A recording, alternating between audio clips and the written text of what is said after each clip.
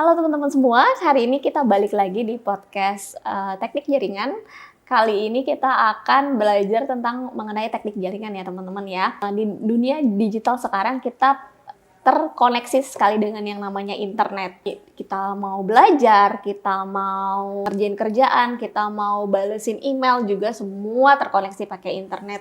Nah, tapi pernah nggak sih mikir di balik itu tuh siapa? Terus deh gitu, kalau ada troubleshooting kayak gimana gitu kan?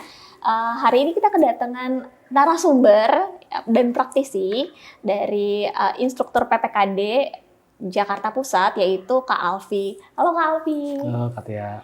Iya.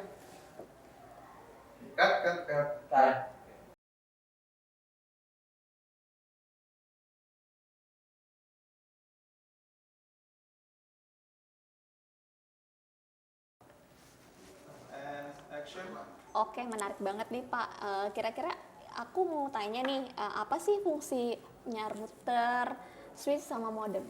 Oke, kalau untuk fungsi itu kan perangkat-perangkat yang mendukung untuk kita supaya bisa terhubung ke internet tadi ya, Mbak ya. Oke, yang pertama untuk modem ya. Modem itu kita gunakan untuk mendapatkan koneksi dari layanan penyedia internet ya, dari ISP atau dari provider. Contohnya provider yang biasa kita pakai gitu ya, bisa dari mana aja, bisa dari MyRepublik, IndiHome, Biznet, ataupun provider lain yang memang menyediakan layanan internet ya. Nah, jadi modem itu kita gunakan untuk menerima koneksi dari ISP tadi, supaya nanti setelah itu bisa kita sebarkan ya jaringan koneksinya ke rumah-rumah gitu ya, ke kantor-kantor. Dari situ, dari modem kita bisa hubungkan ke yang namanya switch ya, bisa langsung ke switch, ataupun sebelum kita pakai switch kita juga bisa pakai yang namanya router.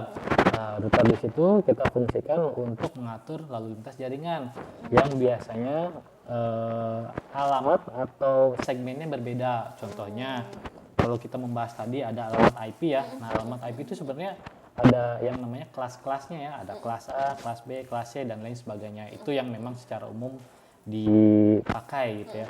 Nah, jadi salah satunya router itu fungsinya itu menghubungkan perangkat yang berbeda jaringan atau berbeda segmen. Contohnya kalau misalnya ada satu jaringan komputer yang kelasnya kelas A gitu ya, bisa kita hubungkan dengan segmen yang berbeda, misalkan satu lagi kelas C gitu ya.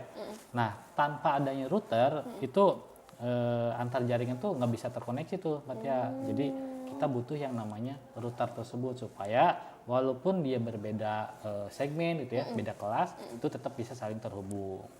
Oh gitu, jadi semua perangkat itu difungsikan untuk mengatur lalu lintas, pokoknya agar semuanya bisa saling berkomunikasi gitu ya Pak, antar perangkat. Oke.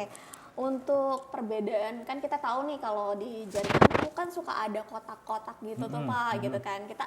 Ini apa sih? Ini yang mana yang switch, yang mana yang hub. Nah, perbedaannya itu apa sih Pak? Oke, kalau secara fisik ya, secara fisik kita lihat nih perangkatnya ya. Sebenarnya kita juga sulit menentukan ya bahwa itu adalah hub atau switch ya. Nah, sebenarnya kita bisa membedakannya spesifikasinya dari mana sih? Biasanya kita kalau misalkan beli suatu perangkat itu pasti di luarnya ada yang namanya spesifikasinya kan ya. Nah, di situ baru bisa kita lihat ini tuh hub atau switch. Terus spesifikasi yang lainnya itu seperti apa bisa kita lihat juga dari situ ya. Nah, terus bedanya apa sih hub sama switch? Nah, hub sama switch itu bedanya secara umum ya, atau secara garis besarnya itu beda di komunikasinya aja sih. Jadi contohnya kalau hub ya, kalau kita pakai nih, kita mau berkomunikasi ya, berkomunikasi lewat hub tersebut.